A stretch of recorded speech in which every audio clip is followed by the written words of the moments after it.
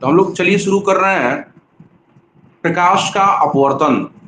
ध्यान दीजिएगा, प्रकाश का हम लोग अपवर्तन शुरू करने जा रहे हैं बाबू। हम लोगों ने प्रकाश का अपवर्तन की परिभाषा मैंने आपको बताया था, एक बार मैं फिर रिपीट कर रहा हूं। प्रकाश का अपवर्तन कैसी घटना है, इस घटना को पहले आप सुनिए, समझिए। आपको बताया गया था बाबू कि अपवर्तन कैसी घटना है। यहां पर परावर्तन में हमने देखा था कि जिस माध्यम से प्रकाश चला था उसी माध्यम में प्रकाश लौट गया था, बाउंड्री से या किसी सीमा से टकराकर, दो माध्यमों को अलग करने वाली सीमा से टकराकर वो उसी माध्यम में लौट गया था। उस घटना का नाम दिया गया था प्रकाश का परावर्तन। और मैंने ये भी बताया था कि 100% प्रकाश का परावर्तन नहीं होता। अब प्रकाश का अपवर्तन क्या है, थोड़ा सा ध्यान से सुनने वाली बात है। हम लोग एक पारदर्शी माध्यम से दूसरे पारदर्शी माध्यम में एंट्री की बात करेंगे। प्रकाश का जब एंट्री होता है, मतलब प्रवेश करता है, जब एक पारदर्शी माध्यम से दूसरे पारदर्शी माध्यम में प्रकाश जब प्रवेश करता है तो दूसरे माध्यम में ऐसा नहीं है कि सरल रेखा छोड़ देगा।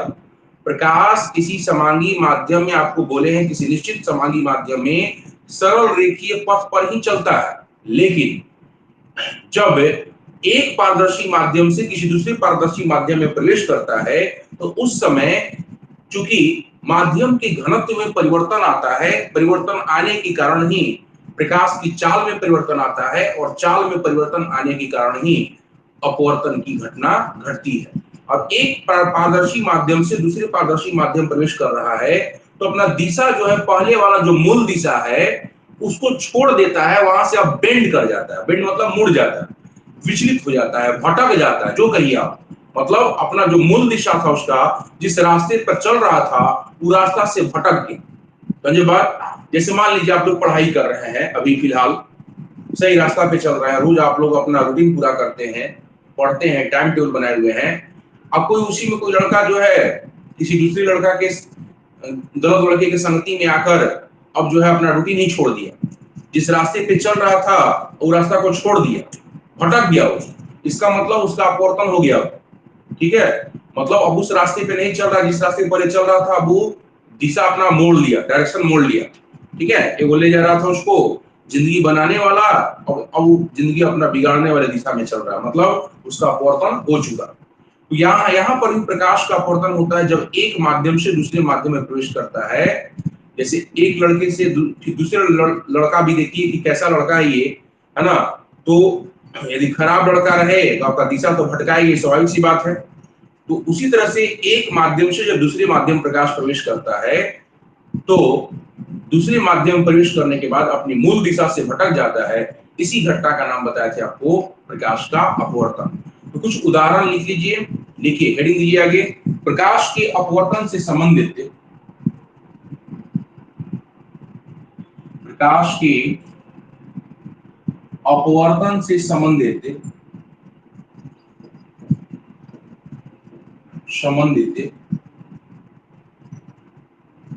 दैनिक जीवन की कुछ घटनाएं, दैनिक जीवन की कुछ घटनाएं,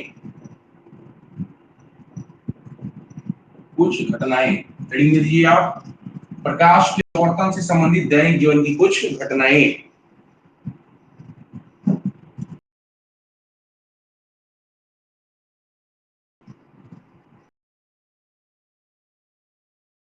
भरे पानी भरे बर्तन जैसे, पानी भरे बर्तन जैसे बाल्टी इत्यादि में,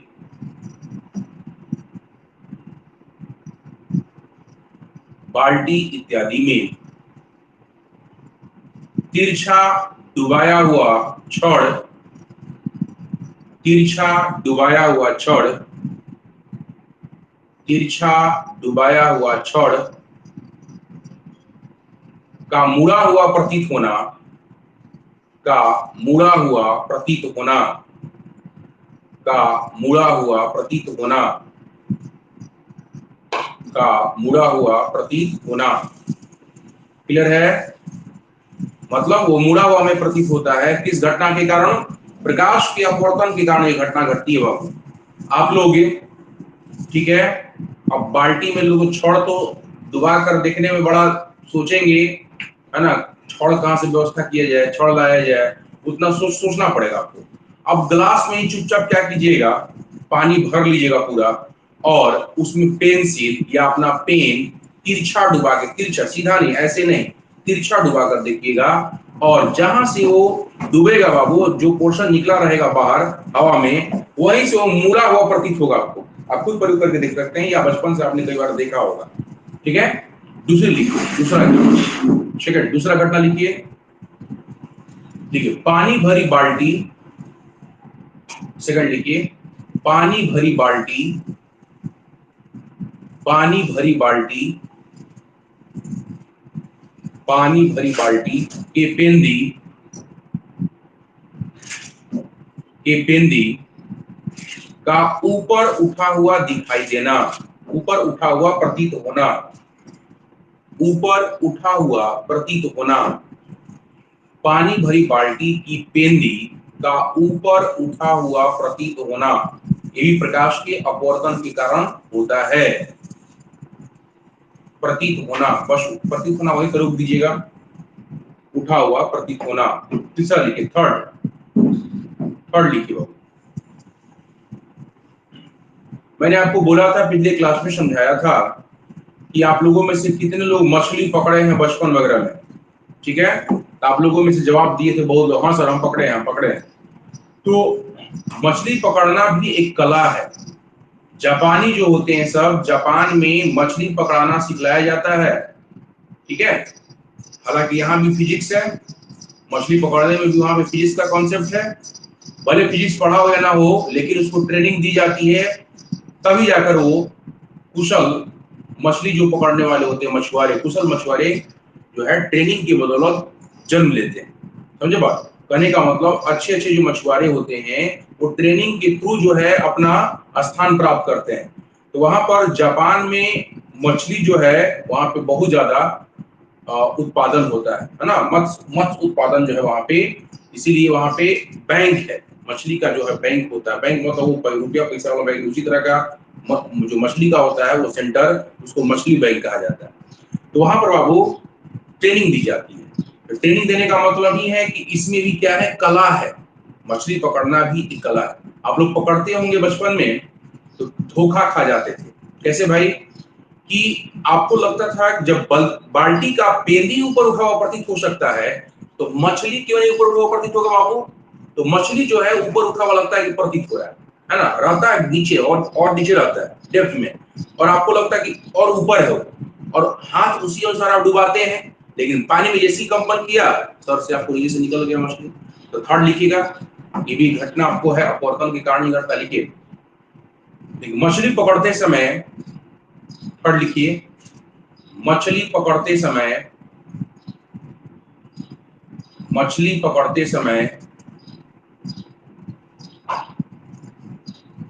पकड़ते समय मछुआरे द्वारा, मछुआरे द्वारा कभी कभी धोखा खा जाना, मछुआरे द्वारा कभी कभी धोखा खा जाना, मतलब पकड़ने में असफल हो जाता है, उसके पीछे कारण यही है, प्रकाश का अपवर्तन, उसको भ्रम होता है। ठीक है, और भी है बाबू, बहुत सारे उदाहरण हैं, हम आगे बताएंगे भी, आपको चर्चा करेंगे। जैसे सब एक्सप्लेन करूंगा मैं आपको। तारों का टिमटिमाना, तारे जो टिमटिमाते हैं वो भी प्रकाश के अपवर्तन के कारण ही होता है, लेकिन वहां नाम है वायुमंडलीय अपवर्तन। ठीक है, आगे चर्चा होगी इसके बारे में, तो लिख सकते हैं इसको भी। चौथा लिखिए, फोर्थ, तारों का टिमटिमाना, ये भी अपवर्तन के कारण ये घटना घटती है।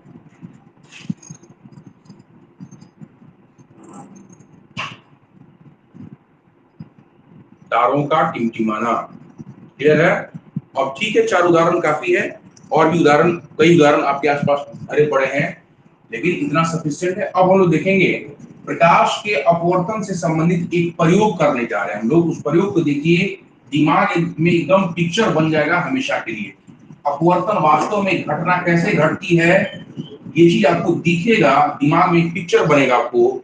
मैं उसी पिक्चर के सारे बता रहा हूं। प्रकाश के अपवर्तन से संबंधित एक प्रयोग, हेडिंग दीजिए आगे, प्रकाश की अपवर्तन से संबंधित एक प्रयोग। देखिएगा, मजेदार प्रयोग है, थोड़ा ध्यान दीजिएगा आप लोग। प्रकाश के अपवर्तन से संबंधित एक प्रयोग।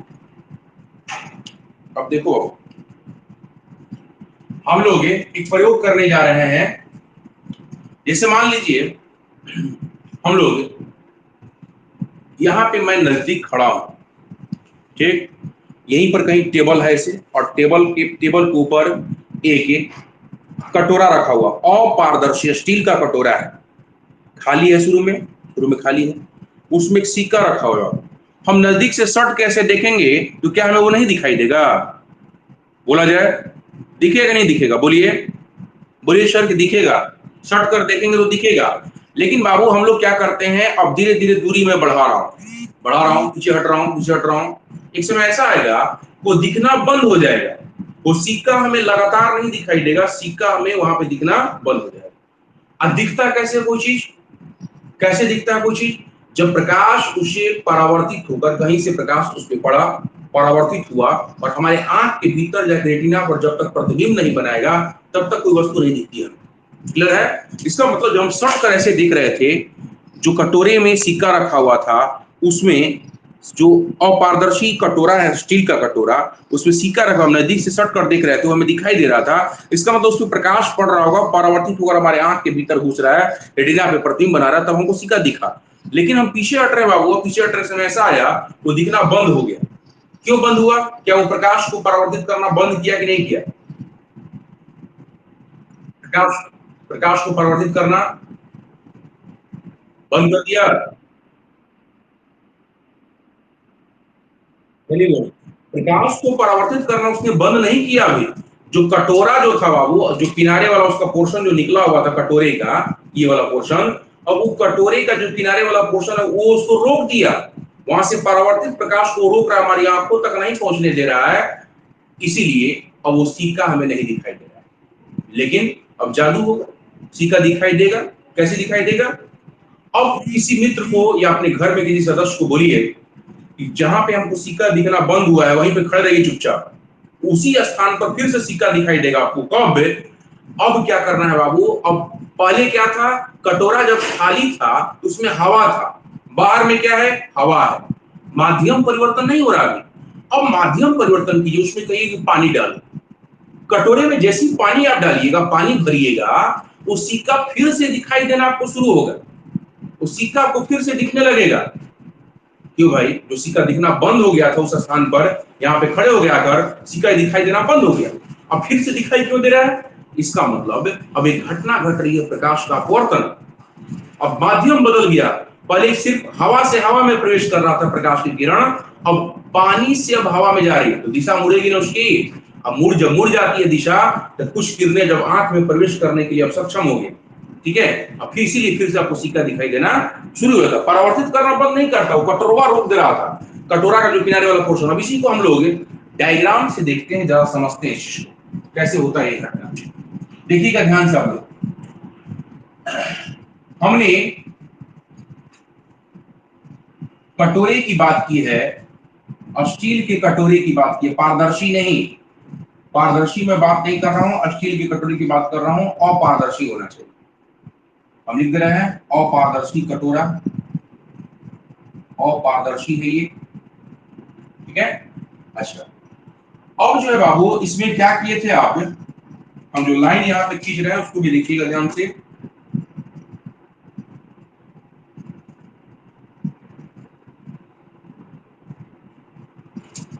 आपने क्या किया है, यहां पर एगो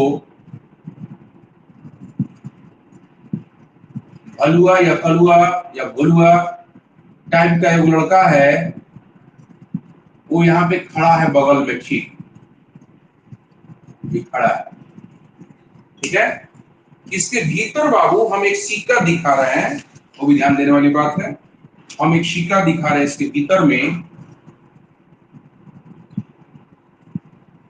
ये सिक्का है, सिक्का। इस सिक्का जो है बाबू, ये इसको दिखेगा भी, ये सिक्का, क्योंकि सट के जो है यहाँ पे खड़ा है, यहाँ से प्रकाश परावर्तित होकर ऑक्टिया में घुस रहा होगा जरूर। यहाँ से प्रकाश परावर्तित होकर इसके आंख में एंट्री मार रहा है, प्रकाश परावर्तित होकर आंख में एंट्री मार रहा है, जिसके कारण इस सिक्के को देखेगा, यहाँ पे नजदीक में खड़ा है, पास में खड़ा दिखाई देगा। चलिए अब इसी व्यक्ति को कहिए कि अब धीरे धीरे पीछे हटो, पीछे हटेगा, पीछे हटेगा, हटेगा। एक समय ऐसा आएगा कि ये जो भोलुआ है, भोलुआ जो है वो पीछे हट रहा है, और हटते हटते एक समय ऐसा आएगा कि इसके लिए सिक्का दिखाई देना बंद हो जाए। ठीक है, कहिए कि सर भोलुआ करिया कैसे हो गया, पहले हरियर था तो हरियर दिखाइए सर। लोभ है, भोलुआ बदला नहीं है बाबू, भोलुआ वही है, करिया, करिया नहीं था, हरियर था तो हरियर दिखा है। चलो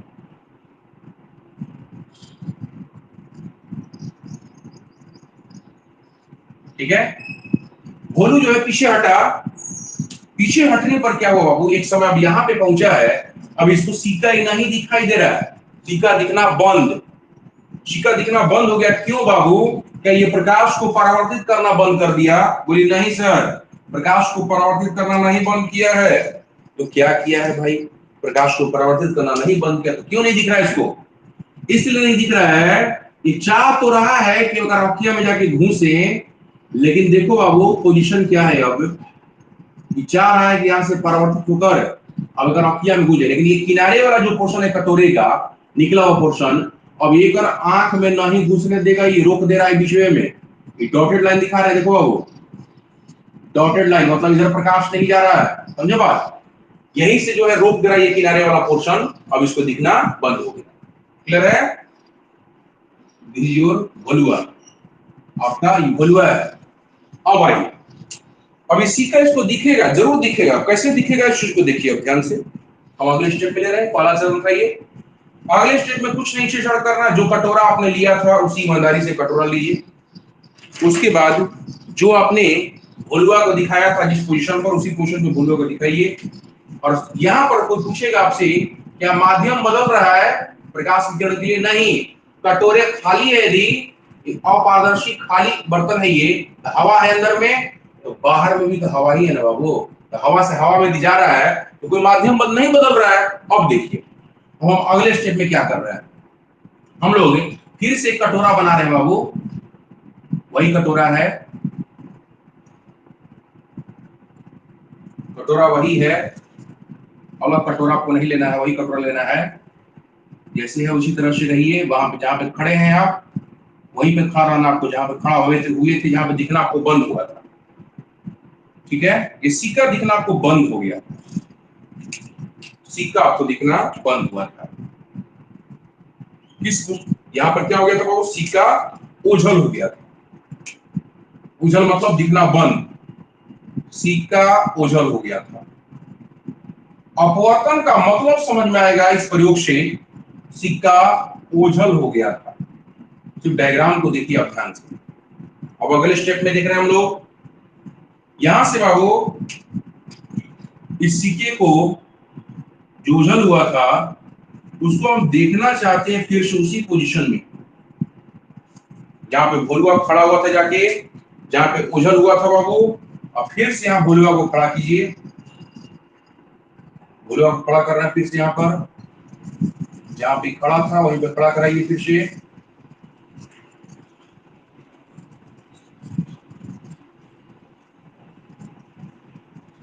ठीक है, चलिए उसी पोजीशन में खड़ा है, कटोरा जहां था वहीं पर है, भोलुआ जहां पे था वहीं पर। अब देखो बाबू बाहर में तो हवा है, सब लोग जान रहे हैं बाहर में हवा है। अब इसमें क्या करना है, पानी डालना है आपको, इसमें जो है आपको वाटर डालना है, पानी डालना है। अब इसमें हम लोग पानी डाल रहे हैं,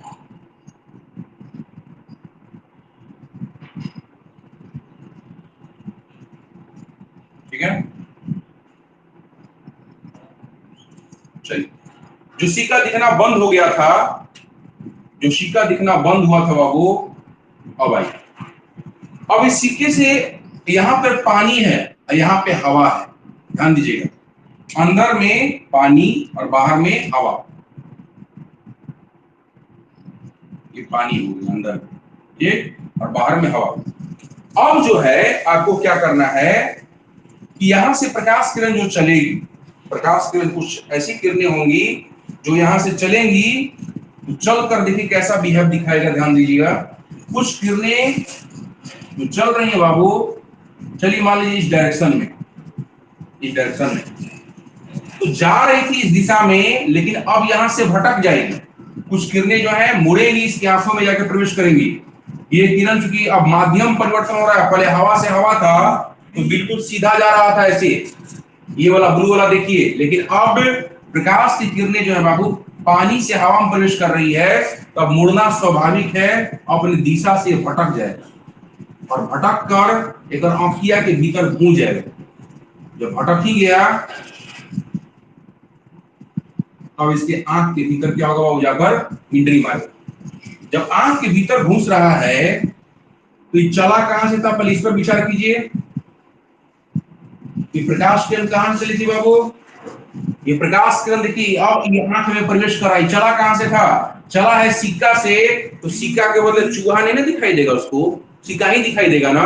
ये पूछेगा कि प्रकाश किरण किसका है, ये सिक्का से परावर्तित प्रकाश किरण है, इसीलिए इसको दिखाई देगा बिल्कुल सिद्ध में, एक ही सिद्ध में इसको लगेगा कि, इसको लगेगा कि ये प्रकाश किरणें बिल्कुल यहां से आ रही हैं, डॉटेड लाइन, ये आभासी रूप से देखेगा इस चीज को। और यहाँ पर बाबू यही सिकवा जो है, यही वाला सिकवा उठा हुआ इसको दिखाई देगा आभासी रूप से, वास्तविक रूप से नहीं दिख रहा है इसको, आभासी रूप से दिख रहा है। किस घटना के कारण, प्रकाश के अपवर्तन के कारण। ये प्रकाश यदि पानी नहीं होता, ये जो प्रकाश किरण चली थी ये बिल्कुल सीधा जाता, लेकिन पानी से अब चूंकि हवा में जा रहा है इसलिए दिशा भटकेगा और भटक के जाके आंखिया में घुसेगा।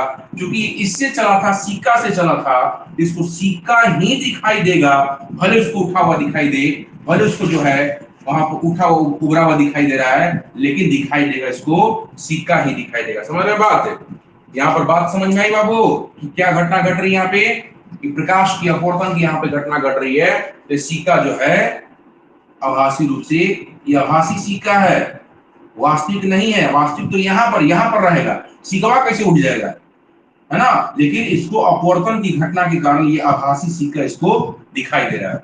मतलब इस घटना में, अपवर्तन में, फिर से दूसरे स्टेप में क्या हो रहा है, ओझल सिक्का, जो यहाँ पे ओझल सिक्का था, ओझल, ओझल मतलब नहीं, जो ओझल हो गया था मतलब दिखाई देना बंद हो गया था, ओझल सिक्का पुनः दृष्टि गोचर होता है, दृष्टि गोचर होता है। क्लियर है, किस कारण से बाबू, प्रकाश के अपवर्तन के कारण, अपवर्तन के कारण। क्लियर है, नई घटना घटती दिखाई नहीं देती आपको, यहाँ पर माध्यम परिवर्तन हो रहा है, अंदर पानी बाहर हवा, दिखाइए भोलुआ को अब वो सिक्का दिखाई जैसी देना शुरू हुआ तो मस्त हो गया, वो खुश हो गया एकदम। चलिए दिखा दीजिए डायग्राम, इससे आपको दिमाग में पिक्चर बन जाएगा कि अपवर्तन एक्चुअली होता क्या है, कैसे दिशा भटकता है तो हमें दिखाई देना, वो चीज कैसे दिखाई देता है उठा हुआ। यही चीज बाल्टी के पेंदी के साथ भी, जब सिकवा उठा हुआ दिखाई देगा तो बाल्टिया का पेंदी का उठाई दिखाई देगा बाबू, अंदर में पानी और बाहर में हवा, माध्यम परिवर्तन हो रहा है। देखिए इसको फटाफट,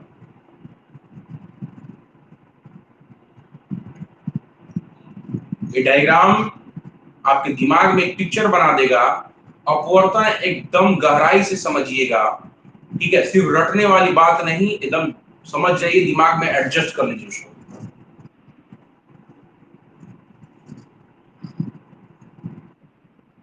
बोलिए, हाँ तो भोलुआ का पॉकेट में लीजिएगा, भोलुआ को उतारिए, समझाए हैं उसी के आधार पे ना, नहीं बनाइएगा तो कैसे समझ में आएगा कि इसका प्रकाश की किरण कहाँ जा रहा है।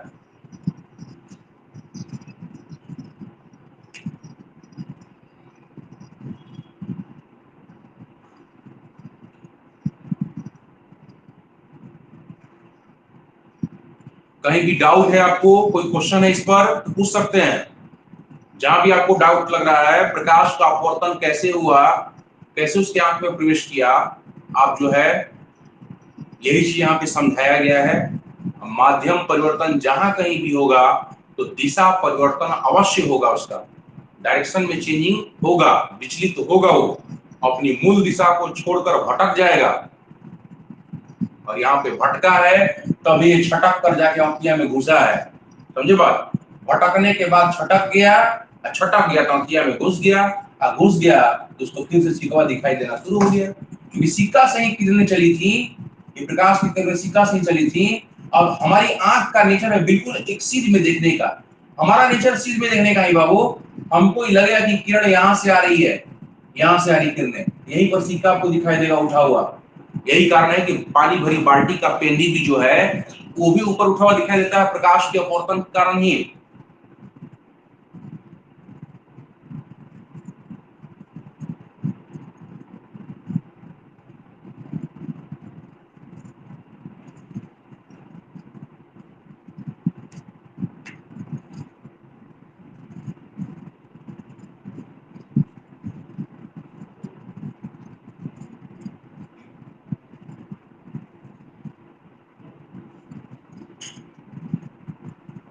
स्क्रीनशॉट लेने का मन करे स्क्रीनशॉट ले सकते हैं आप।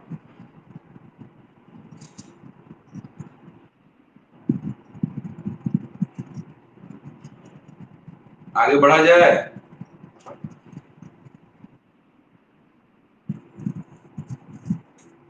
देखिए बाबू आगे शुरू किया जाए। नेक्स्ट देखिए,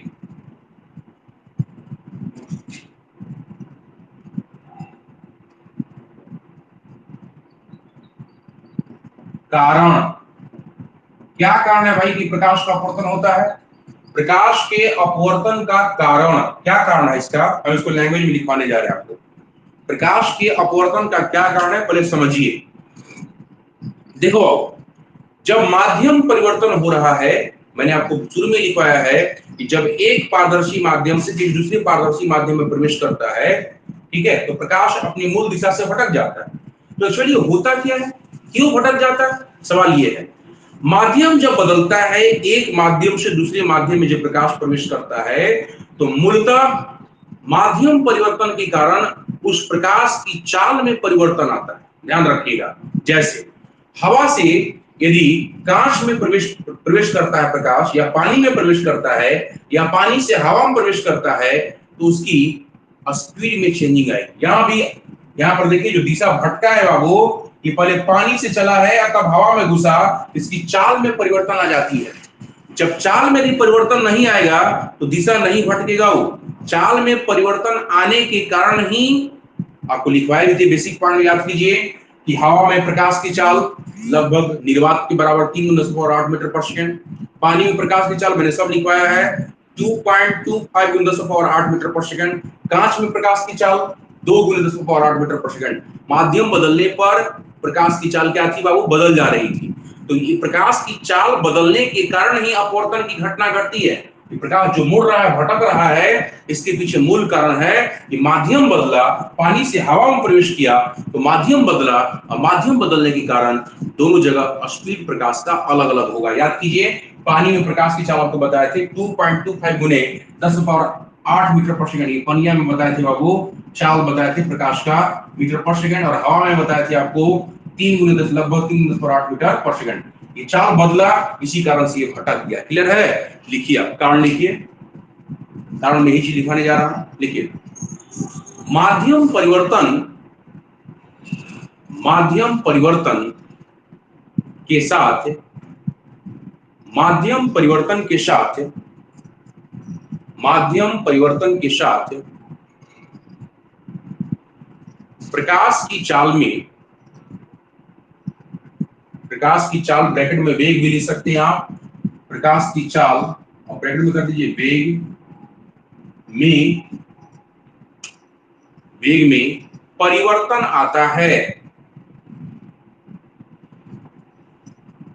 परिवर्तन आता है, परिवर्तन आता है। खड़ी पाई चाल ब्रैकेट में वेग कर दीजिए, ऑब्लिक भी लिख सकते हैं। चाल ब्रैकेट में वेग में परिवर्तन के कारण ही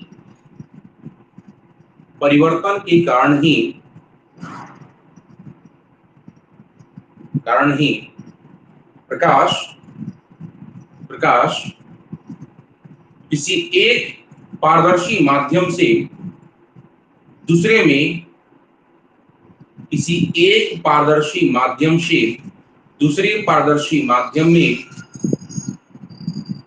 दूसरे पारदर्शी माध्यम में प्रवेश करने पर विचलित हो जाता है।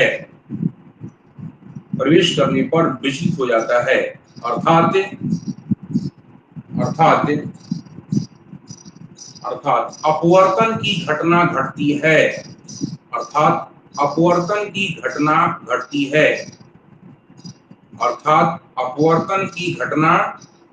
घटती है। यही था अपवर्तन का कारण। नेक्स्ट लिखिए अगला।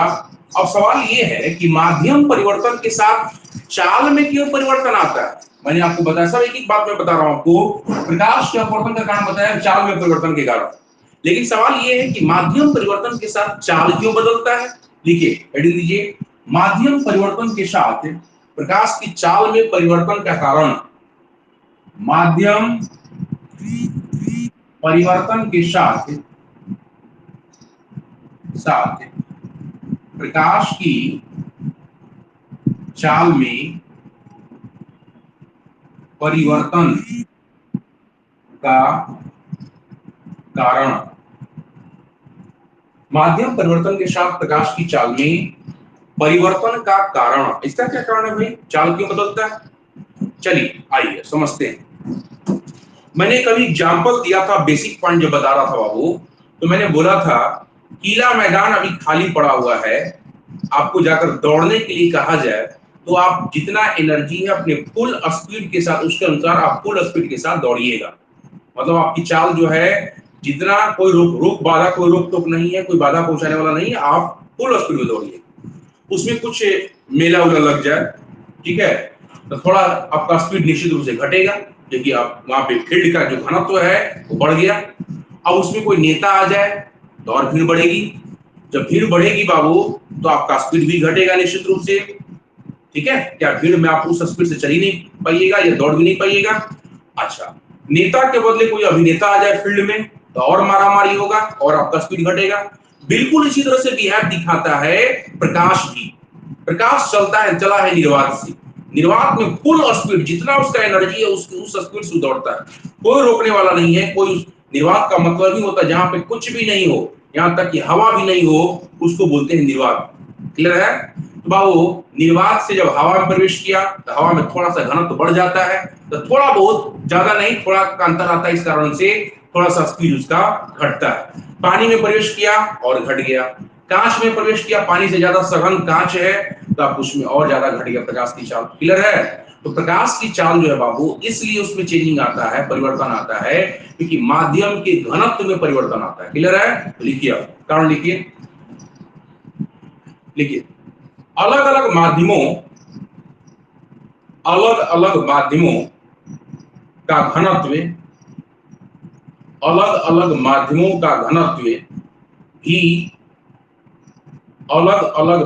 का घनत्व भी अलग अलग होता है। अलग अलग माध्यमों का घनत्व भी अलग अलग होता है। घनत्व भी अलग अलग होता है। जब प्रकाश, खड़ी पाई, जब प्रकाश किसी एक पारदर्शी माध्यम से दूसरे पारदर्शी माध्यम में प्रवेश करता है, किसी एक पारदर्शी माध्यम से दूसरे पारदर्शी माध्यम में प्रवेश करता है,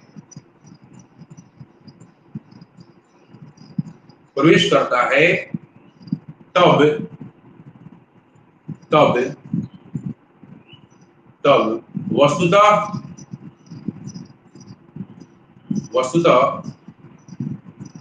माध्यम के घनत्व में, तो वस्तुतः माध्यम के घनत्व में परिवर्तन आने के कारण ही,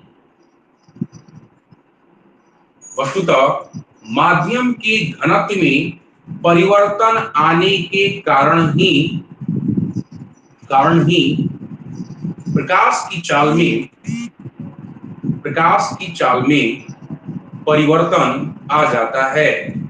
प्रकाश की चाल में परिवर्तन आ जाता है।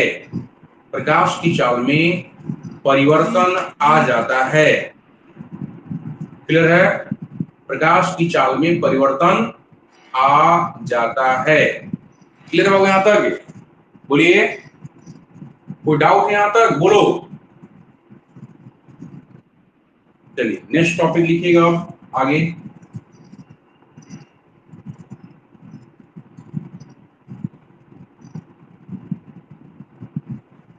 लिखिए प्रकाशीय घनत्व। नेक्स्ट टॉपिक प्रकाशीय घनत्व। प्रकाशीय घनत्व। प्रकाशीय घनत्व।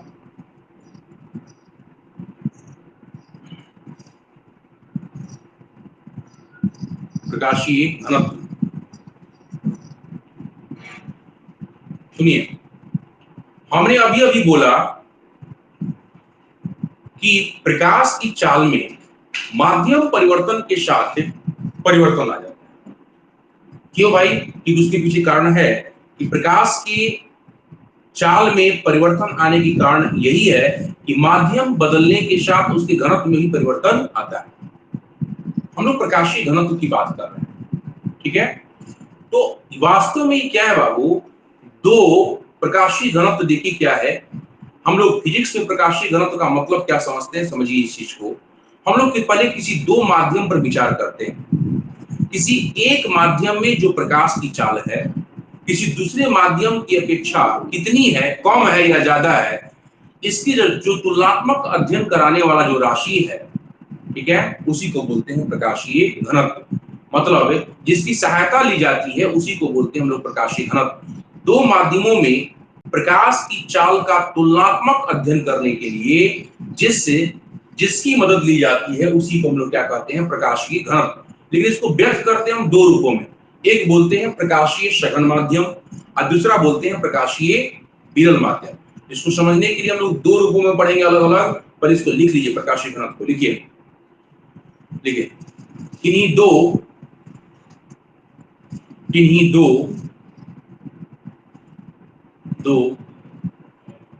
पारदर्शी माध्यमों में, किन्हीं दो पारदर्शी माध्यमों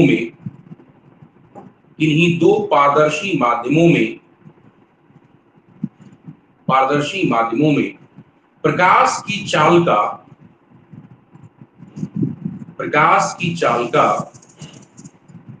तुलनात्मक अध्ययन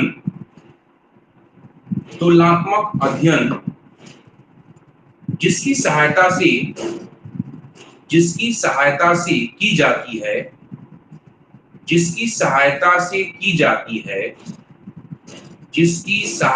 से की जाती है उसे प्रकाशीय घनत्व कहा जाता है।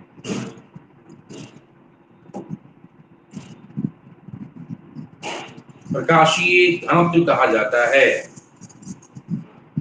इसे खड़ी पाई के बाद प्रकाशीय घनत्व कहा जाता है। खड़ी पाई दीजिए, उसके बाद लिखिए इसे निम्नलिखित दो रूपों में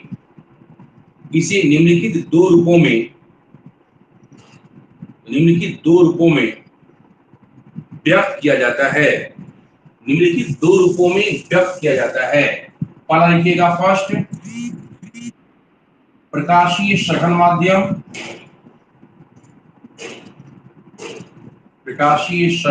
माध्यम और दूसरा लिखिएगा प्रकाशीय विरल माध्यम।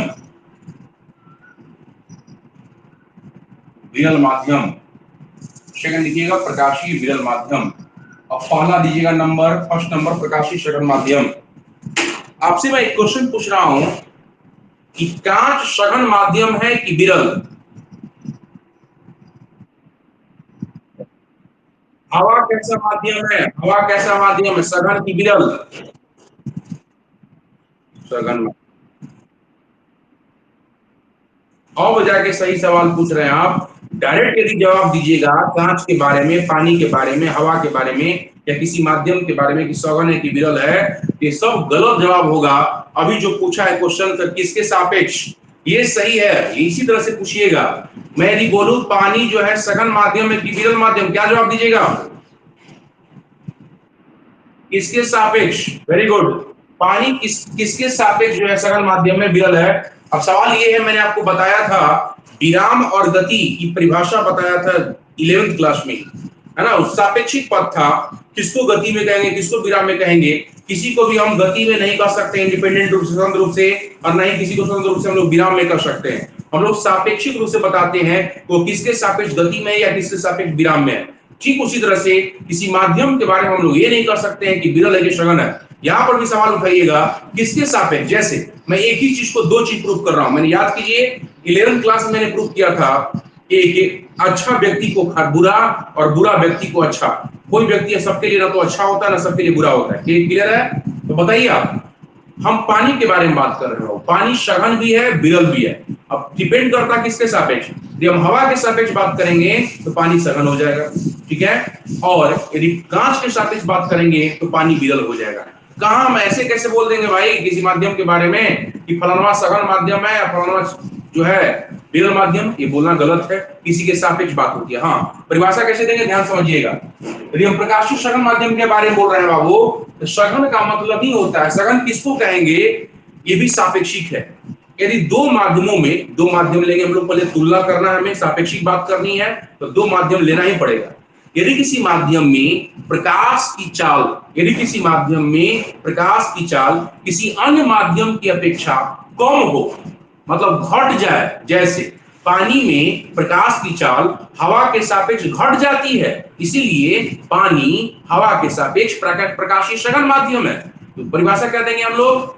लिखिए, आप लिखिए, परिभाषा लिखिए, परिभाषा लिखिए। यदि किसी माध्यम में, यदि किसी माध्यम में प्रकाश की चाल, किसी माध्यम में प्रकाश की चाल, प्रकाश की चाल किसी अन्य माध्यम की अपेक्षा या अन्य माध्यम के सापेक्ष, किसी अन्य माध्यम के सापेक्ष, किसी अन्य माध्यम के सापेक्ष कम होती है, कम होती है, तब तब तब उस माध्यम को, तब उस माध्यम को, तब उस माध्यम को अन्य माध्यम के सापेक्ष, अन्य माध्यम के सापेक्ष, अन्य माध्यम के सापेक्ष प्रकाशीय सघन माध्यम कहते हैं, प्रकाशीय सघन माध्यम कहते हैं। जैसे लिख हो जाइएगा इसके बाद प्रकाश, या लिखिए पहले, जैसे लिखिए, जैसे लिखिए पहले, हाँ जैसे लिखिए। पानी में, पानी में, पानी में प्रकाश की चाल, पानी में प्रकाश की चाल हवा के सापेक्ष, हवा के सापेक्ष कम होती है, कम होती है, इसलिए, इसलिए पानी को, पानी को कम होती है, कम होती है, इसलिए पानी को हवा के सापेक्ष, पानी को हवा के सापेक्ष प्रकाशीय सघन माध्यम, प्रकाशीय सघन माध्यम कहते हैं। पानी किसके सापेक्ष हो गया? हवा के सापेक्ष सघन। पानी हवा के सापेक्ष सघन और कांच के सापेक्ष विरल। क्लियर है? हम आगे बताएंगे प्रकाशीय विरल माध्यम नेक्स्ट क्लास में।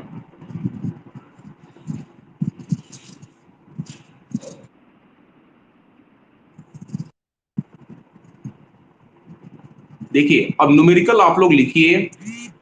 आप लोग पिछले क्लास में आप लोगों ने देखा है, हाँ मिरर फार्मूला आपने देख लिया, मैग्निफिकेशन देख लिया आपने, मैग्निफिकेशन फार्मूला देख लिया। अब जो है, अब आप लोग का जो क्लास आगे बढ़ा रहा हूं मैं न्यूमेरिकल के साथ। आज जो स्पेशली रूप से न्यूमेरिकल क्लास होगा। क्वेश्चन लिखिए आप, क्वेश्चन लिखिए। An object is placed at a distance of 30 centimeter in front of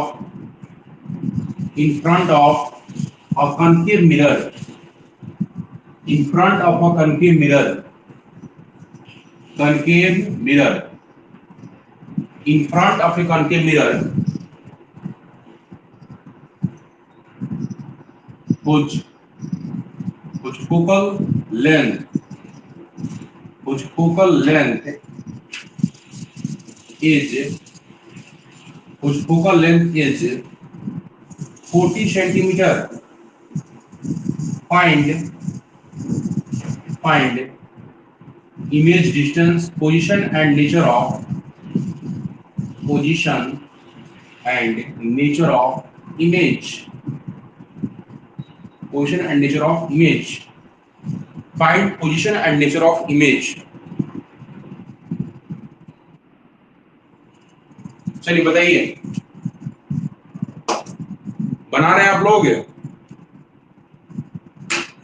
बनाना चाहते हैं बनाइए, अरे तो मैं बता रहा हूँ, एक न्यूमेरिकल मैं पहले बता रहा हूँ, उसके बाद दूसरा न्यूमेरिकल जब दूंगा तो आप बनाइएगा।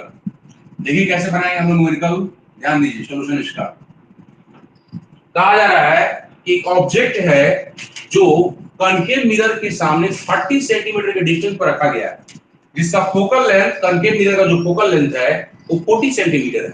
ठीक है, तो सबसे पहले हम लोग देखेंगे object distance given for concave mirror. कौन सा मिरर है? सारा साइन कन्वेंशन का जो कंक्लूजन बताया गया था उसको एकदम ध्यान में रखिएगा। और कनकेव मिरर, अब बताइए u इक्वल टू क्या दिया हुआ वो ऑब्जेक्ट डिस्टेंस 30 सेंटीमीटर, लेकिन साइन क्या लिखिएगा इसके लिए? माइनस। माइनस के साथ आगे बढ़ना है, प्लस के साथ मत बढ़िएगा। ऑब्जेक्ट डिस्टेंस हमेशा माइनस ही होता है। अच्छा अब आइए, now focal length. Concave mirror का फोकल लेंथ जो आपको बताया गया था वो भी हमेशा माइनस में लिया था, -40 सेंटीमीटर। बोलिए, अब हमें फाइंड करना है इमेज डिस्टेंस और इमेज का नेचर। क्या होगा? v इक्वल टू व्हाट, यही पूछा क्वेश्चन में। तो आप पढ़े हैं आप mirror formula, from mirror formula क्या पढ़े हो आपको? 1 by v plus 1 by u equal to 1 by f, यही पढ़े हैं ना? 1 by v plus 1 by u equal to 1 by f। यहाँ पर 1 by v छोड़ दीजिए, u बताइए कितना होगा? u कितना दिया हुआ? -30, तो -30 ही लिखिएगा, इक्वल टू f कितना दिया हुआ है? -40। इसको उधर ले जा रहे हैं हम लोग। जब उसको उधर ले जाएंगे तो क्या मिलेगा हमें? 1 by v, इसको उधर ले जाएंगे मिलेगा हमें 1 by 30, और ये -1 by 40 है तो लिख दीजिए -1 by 40। ये प्लस माइनस माइनस का, इसको उधर ले जाएंगे तो प्लस में हो जाएगा। देखिए यहाँ पर प्लस माइनस माइनस, एक स्टेप बढ़ाइएगा तो आपको लिखना पड़ेगा 1 by v और -1 by 30, क्योंकि प्लस माइनस माइनस होता है। और इधर जो है इक्वल टू दूसरा जो लिखे हैं एक स्टेप बढ़ा दे रहे हैं आपको, लीजिए। चलिए अब तो उधर लिख सकते हैं ना, 1 by v इक्वल टू, इसको उधर ले जाइएगा तो प्लस में चला जाएगा 1 by 30 -1 by 40। अब एलसीएम यदि मान लीजिए किसी को नहीं लेने आता है तो आप ये भी तरीका अपना सकते हैं। आप एलसीएम यदि किसी को भुला गया, एलसीएम आपको याद रखना है, एलसीएम कैसे लिया जाता है, और नहीं भी याद है तो तरीका मैं बता रहा हूं। यहाँ से 30 × 40 सीधे मल्टीप्लाई कीजिएगा नीचे वाला को, इसको यहाँ से मल्टीप्लाई कीजिएगा जितना है इसको, और इसको यहाँ मल्टीप्लाई कीजिएगा।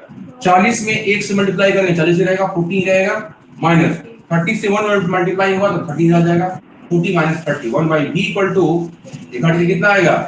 10, नीचे कितना? 30 × 40, ये 0 कटा दीजिए, यहाँ से कैंसिल आउट, क्या बचेगा आपको? 1 by v equal to 1 by 120। ठीक है, तो बताओ इसको रिवर्स करेंगे तो ऊपर जाएगा v, इसको भी रिवर्स करना पड़ेगा तो प्लस 120 सेंटीमीटर। ये प्लस में आ रहा है, सही आंसर है गलत आंसर है? ये आया प्लस में, माइनस में आना चाहिए था कि प्लस में आना चाहिए था? बोलो, आंसर किस में आना चाहिए था, प्लस में कि माइनस में? कोई बताइए, आंसर किस में आना चाहिए था?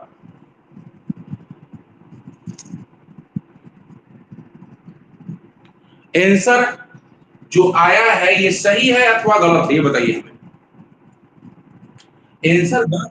आंसर सही है, आंसर गलत नहीं है। 120 ही सही आंसर है बाबू, और प्लस में भी आ रहा वो भी सही है। क्यों, आप लोग नहीं सीखे हैं क्या? मैंने कई बार पूछा है कि कनकेव मिरर में, अवतल दर्पण में बताइए कि इमेज डिस्टेंस, ये इमेज डिस्टेंस मतलब प्रतिबिंब दूरी, प्रतिबिंब दूरी का जो चिन्ह है, इमेज डिस्टेंस का साइन प्लस और माइनस दोनों होता है।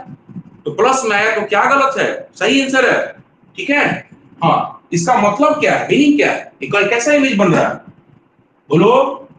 इसका मीनिंग, प्लस का मीनिंग यही है कि वर्चुअल इमेज बन रहा है। तो वर्चुअल इमेज नहीं बनेगा, वर्चुअल इमेज के लिए क्या केस बताया गया था? वर्चुअल मतलब आभासी प्रतिबिंब जो है, क्या बताया गया था उसके लिए कंडीशन, कहां पर ऑब्जेक्ट को रखें कि हमें वर्चुअल इमेज बने कनकेव मिरर में? पोल एंड फोकस के बीच में बताया गया था आपको। मतलब आप देखिए ध्यान से, समझिए बात को, न्यूमेरिकल कैसे बनाया जाता है। ऑब्जेक्ट डिस्टेंस दिया 30 सेंटीमीटर, अब फोकल लेंथ कितना पर है, 40 पर।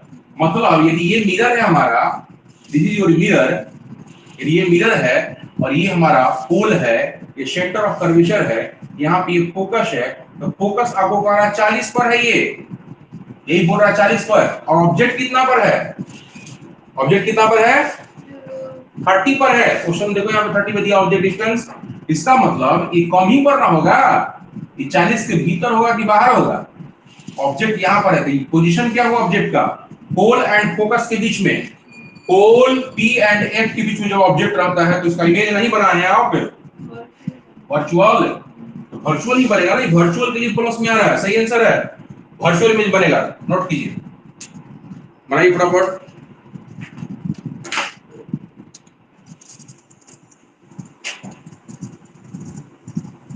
हम नेक्स्ट क्वेश्चन दे रहे हैं, इसके बाद उसको समझ समझ के उतारिए। अभी और क्वेश्चन करवाऊंगा। एक आध क्लास आप लोग पीछे चल रहे हैं हिंदी मीडियम से, इसलिए एक आध दिन संडे को मैनेज हो जाएगा। संडे कल लोगों का क्लास हिंदी मीडियम का नहीं हुआ था, इसीलिए वो लोग थोड़ा सा पीछे हो गया था, 2 क्लास आप लोगों से आगे था वो। अब एक क्लास आगे है, संडे को आप लोग क्लास कीजिएगा जरूर, मैनेज कर दूंगा उस दिन।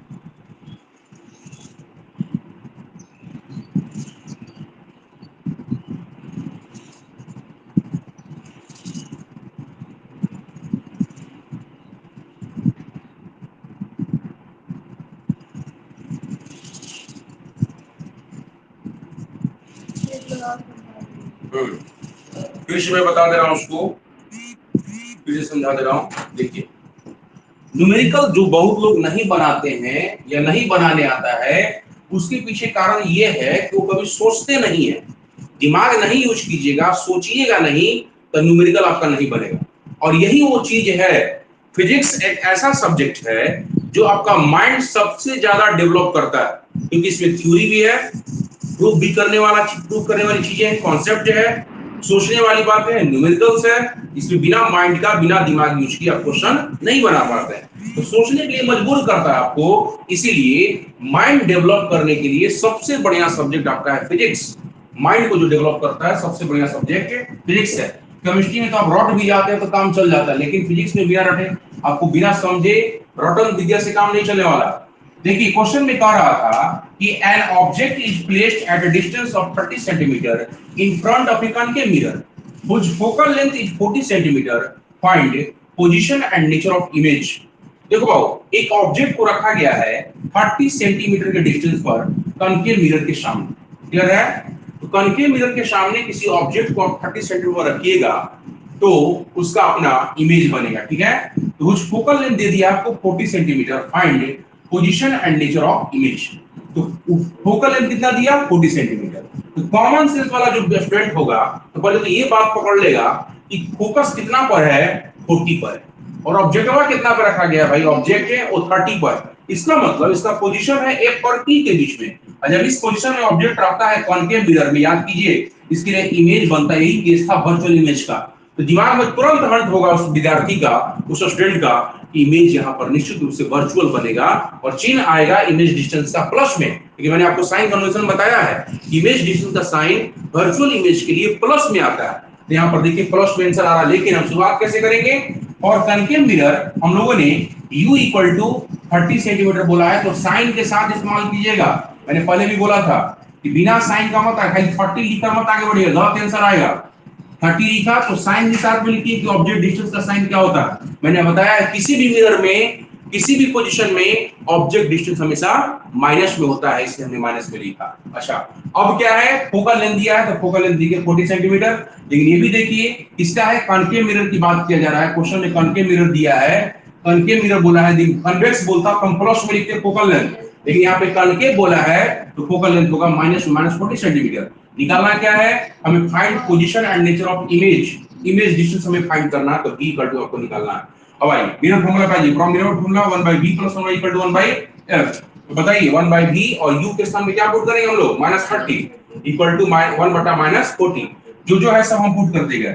यहाँ पर साइन देख लीजिए, मैथमेटिक्स थोड़ा सा यूज कीजिए आप, प्लस माइनस माइनस होता है, माइनस लिख दी 1/30 इक्वल टू माइनस, इस माइनस को ऊपर भी देख सकते हैं आप, -1/40। अब इसको अभी दोनों, ये क्या है? फ्रैक्शन है, 1/30 1/30 दोनों फ्रैक्शन, दोनों तोड़ों पर आए एक साथ होने के लिए, ये अलग है, अलग जाति का 1/20 को निकालना भी ऐसे, इसको निकालना रहता है, कैलकुलेट करना रहता है, उसको अकेला ही छोड़ा जाता है, बाकी को उधर भेजिए, प्लस माइनस है तो प्लस में चला जाएगा, बगल में क्या -1/40, सॉल्यूशन करेंगे हम लोग 1/b इक्वल टू एलसीएम यदि नहीं भी लेने आ रहा है तो चुपचाप 40 एंड 30 का एलसीएम तो बचपन से आप सीखते आ रहे, करना चाहिए आपको, नहीं आ रहा है तो सीधे मल्टीप्लाई कीजिए, दोनों को नीचे मल्टीप्लाई किया, और ये वाला इसको इसके साथ मल्टीप्लाई करके इसको लिख दीजिए यहाँ पे, और इसको इसके साथ मल्टीप्लाई करके माइनस में इसको लिख दीजिए। क्लियर है? ये दोनों घटाएंगे तो क्या मिलेगा? 10 नीचे 30 * 40 वो 0 0 कटा दीजिए, कैंसिल आउट, जो बचेगा 1 बाई मल्टीप्लाई कीजिए 4 3 जा 12, 0 बैठा दीजिए, 120 हो जाएगा। 1/v इक्वल टू आया प्लस 1/20, तो v इक्वल टू क्या मिलेगा? Plus 120 centimetre virtual image. Plus आना साइन यहाँ पर देखिएगा, माइनस यदि अपने आप माइनस आता इसका मतलब रियल इमेज बनता है, माइनस अपने आप बताएगा, इंडिकेशन आपको दे रहा है, यदि माइनस में आएगा भी इसका मतलब रियल इमेज, यहाँ पे प्लस माइनस का मतलब वर्चुअल इमेज। हाँ बिल्कुल, यहाँ माइनस यदि आएगा तो यहाँ पर रियल इमेज को इंडिकेट करता, लेकिन यहाँ पर खुद बताइए पोजीशन क्या है? ऑब्जेक्ट कहाँ पर है? 40 के भीतर है ना, इस पोजीशन में, इसीलिए वर्चुअल इमेज बना है, वर्चुअल इमेज इसीलिए आंसर आ रहा है प्लस में, गलत आंसर नहीं है, बिल्कुल सही आंसर है। अगला क्वेश्चन मैं लिख रहा हूं,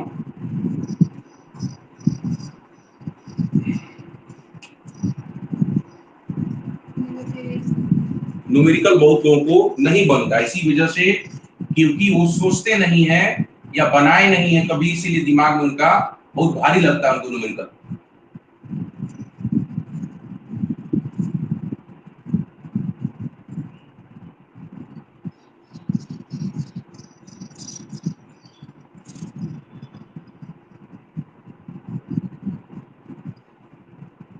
क्वेश्चन मिटा रहा हूं मैं, question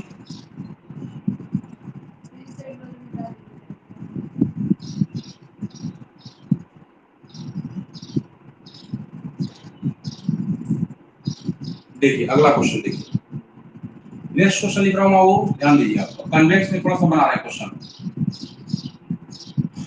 N object is placed, इनको सुनकर लिखना वो भी लिख सकते हैं, N object is placed at a distance of, eight a distance, हम उसी तरह से क्वेश्चन आप बना सकते हैं, आप टाइम दूंगा मैं आपको 2 मिनट 3 मिनट, फटाफट बना के दिखाइएगा। At a distance of 40 centimetre in front of a convex mirror, in front of a convex mirror whose focal length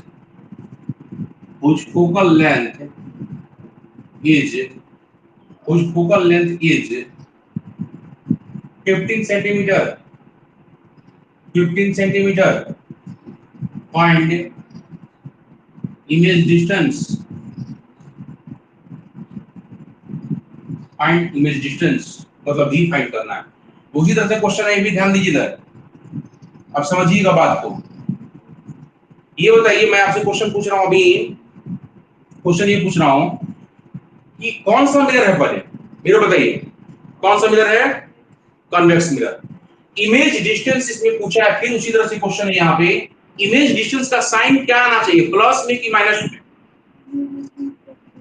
convex mirror पूछा है क्वेश्चन में, दिया है जब आंसर आप निकालिएगा इमेज डिस्टेंस तो प्लस में आना चाहिए कि माइनस में? बोलो खुशी, खुशी, अमृता, माइनस में आना चाहिए। मुड़ी दबा देंगे तुरंत, माइनस में आना चाहिए। अरे कौन सा मिरर है, कन्वेक्स मिरर।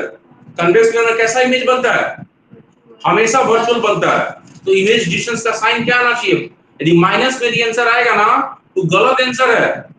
अब प्लस में दिया रहा है तो जरूरी नहीं, आप कैलकुलेशन कीजिए सही सही, प्लस में दिया रहा है तभी आपका सही आंसर होगा। ये पहचानने का तरीका है। देखिए अब यहाँ पे पकड़िए कि फोकल लेंथ कितना दिया है 15 पर, ऑब्जेक्ट कितना रखा हुआ है 40 पर, 40 सेंटीमीटर पर, और फोकल लेंथ कितना है 15 पर। ऑब्जेक्ट किधर है, इन front of a convex mirror. मतलब इसमें मिरर में याद कीजिए, कन्वेक्स में आपने सीखा है कि ऑब्जेक्ट को आप जब भी रखिएगा तो इधर रखिएगा ना, ऑब्जेक्ट इधर रहेगा, इसका फोकस इधर होता है। यही दिया आपको कितना 15 सेंटीमीटर और 40 पर आप ऑब्जेक्ट रख रहे हैं, ठीक है। तो इमेज निकालिए, इमेज इधर बनेगा इस साइड में, बनाइए आप लोग।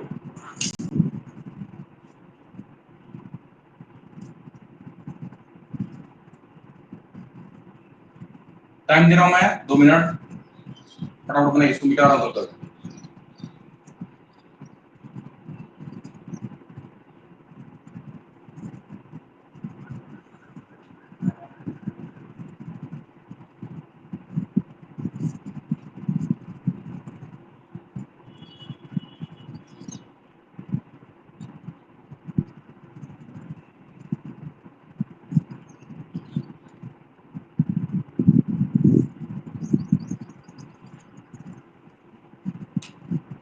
मैं सिर्फ डायग्राम दिखा दे रहा हूं, क्या इसका पोजीशन है कन्वेक्स मिरर के लिए। ये कन्वेक्स मिरर, इसमें कह रहा है ये पोल है, इधर आप सेंटर ऑफ कर्वेचर दिखा दीजिए, इधर फोकस दिखा दीजिए, ठीक है। ऑब्जेक्ट को कहाँ रखा गया है बाबू, ऑब्जेक्ट को रखा गया है 40 सेंटीमीटर पर। ऑब्जेक्ट इधर रखा था ना, किधर रखा था, ये दे दिया आपको 15 सेंटीमीटर यहाँ से यहाँ तक फोकल लेंथ 15 सेंटीमीटर फोकस तक का जो डिस्टेंस है, और ऑब्जेक्ट रखा हुआ है आपको इधर 40 पर। ये ऑब्जेक्ट है ए बी, यही रखा हुआ है 40 सेंटीमीटर। तो आपको फाइंड करना है कि इमेज डिस्टेंस क्या हो। तो सबको पता है कि कन्वेक्स में जब भी इमेज बनता है तो वर्चुअल ही बनता है, तो वर्चुअल इमेज पर आपको देखना होगा। और बनाइए, बनेगा कि बनाए हम, टाइम दे रहा हूं मैं 2 मिनट, बनाइए इसको फटाफट, बन जाएगा। अनिता, खुशी, अमर, रवि, प्रिंस, बताइए बन जाएगा आप लोगों से? आंसर आया है किसी का, किसी का आंसर आया है बाबू?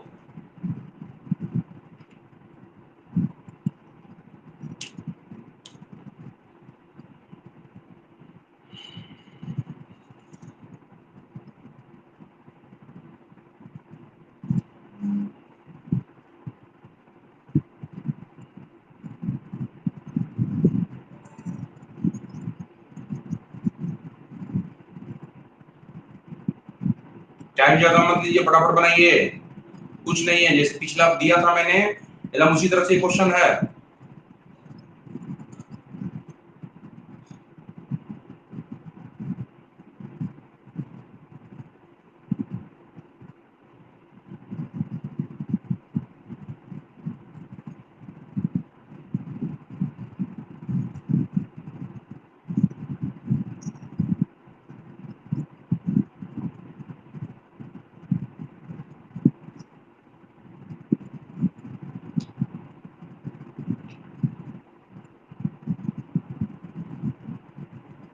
चलिए मैं बता रहा हूँ, कोई आंसर बताइए।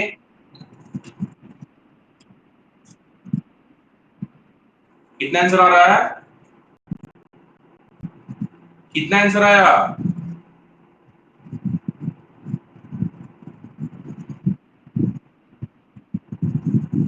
बोलो।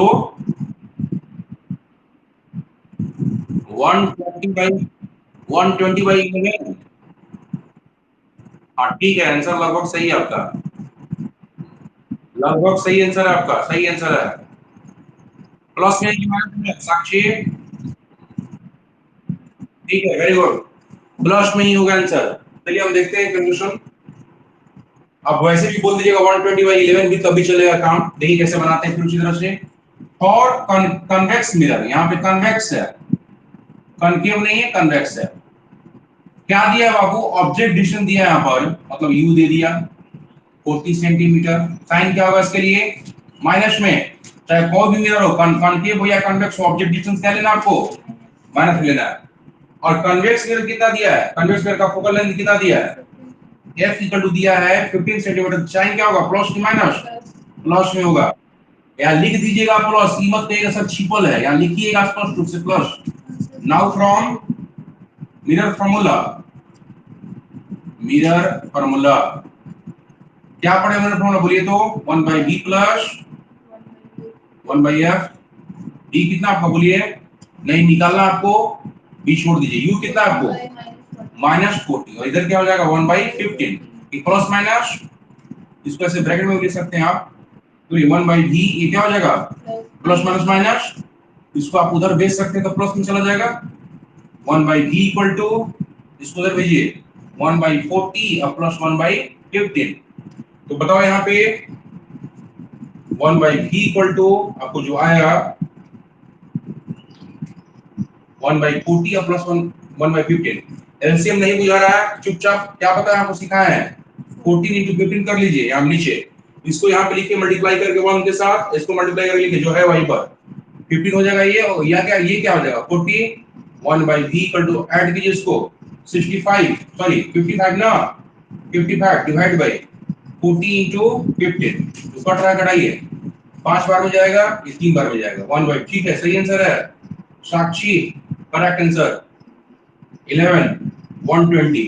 तो v क्या हो जाएगा? पलट जाएगा 120/11। साइन क्या आ रहा है? प्लस में। इसको कटाइएगा अभी तो आप देखिए यहाँ पर 11 से 11 में मल्टीप्लाई कीजिएगा, 11 इंटू 11 होता है 121, मतलब लगभग आएगा 11 सेंटीमीटर। हम लिख दे रहे हैं लगभग, लगभग मतलब 11 से थोड़ा सा कम आ रहा है, हम लिख रहे हैं लगभग 11 सेंटीमीटर। मतलब 11 देखो तो अब कहा मैंने क्या बताया था, याद करो कि जो ऑब्जेक्ट को हम लोग कॉन्वेक्स मिरर के सामने कहीं भी यहाँ पर रखें, किसी भी पोजीशन में रखें, इमेज किसके किसके बीच बनता है? पी और एफ के बीच। इसके बाहर बोले हैं क्या कभी? ये कितना है? 15 है, तो 15 से कम ही होगा ना, बोलो 15 से कम ही है ना। देखो तो 11 सेंटीमीटर जो आ रहा है बाबू 11 सेंटीमीटर, 15 से कम है ना, मतलब किसके किसके बीच है? पी और एफ के बीच में। ऑब्जेक्ट को यदि इंफिनिटी पर रख दीजिएगा तो देखिएगा इमेज जो आएगा, इमेज जो बनेगा फोकस पर बनेगा। मैंने बताया था ना कि जब इसमें आप ऑब्जेक्ट को जब इंफिनिटी पर रखते हैं तो इमेज सिमट जाता है, फोकस पे जाके बनता है, बताया था मैंने आपको। ठीक है, बना लीजिए इसको। नेक्स्ट क्वेश्चन लिखवा रहे हैं आपको, अगला क्वेश्चन। समझ में आया? दिमाग खुल गया होगा आपको। अब थोड़ा क्वेश्चन हम थोड़ा भारी दे रहे हैं आप।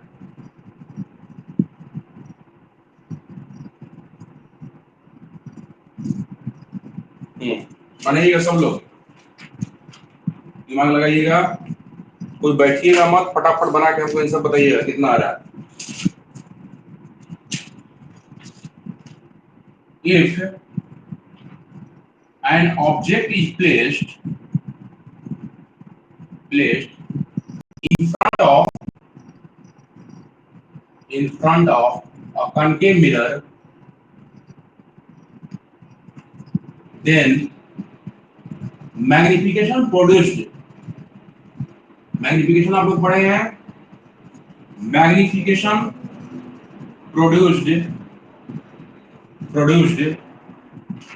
is 2, only 2 if focal length of mirror is 30 centimeter. Find object distance, object distance क्या फाइंड करना है? ऑब्जेक्ट डिस्टेंस को फाइंड करना, तो यू फाइंड करना, फाइंड कीजिए। Object distance. फटाफट मैं इसको मिटा रहा हूं तक।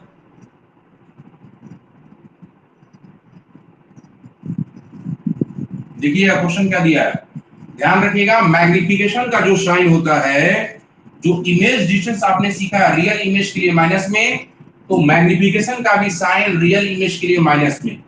आपने सीखा है कि वर्चुअल इमेज के लिए प्लस में इमेज डिस्टेंस का साइन, तो आपको मैग्निफिकेशन का भी साइन प्लस में, मैग्निफिकेशन का भी साइन प्लस में।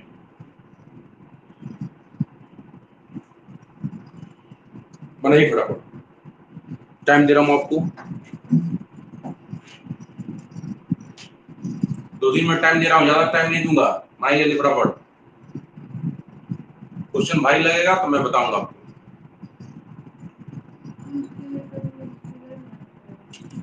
जरूरी नहीं है, मैं समझने के लिए, दिमाग में पिक्चर बनाने के लिए फिगर बताता हूँ। आपको मन कर रहा फिगर बनाने का, जिसको मन कर रहा बना सकते हैं अपने समझने के लिए खुद। बिना फिगर का भी आप सॉल्व कर सकते हैं। फिगर जो है खुद समझने के लिए होता है, कहाँ बन रहा है, कैसे बन रहा है, किस पोजीशन में ऑब्जेक्ट है, इमेज कहाँ बनेगा, दिमाग में आप कल्पना कीजिए। कोई बनाया है?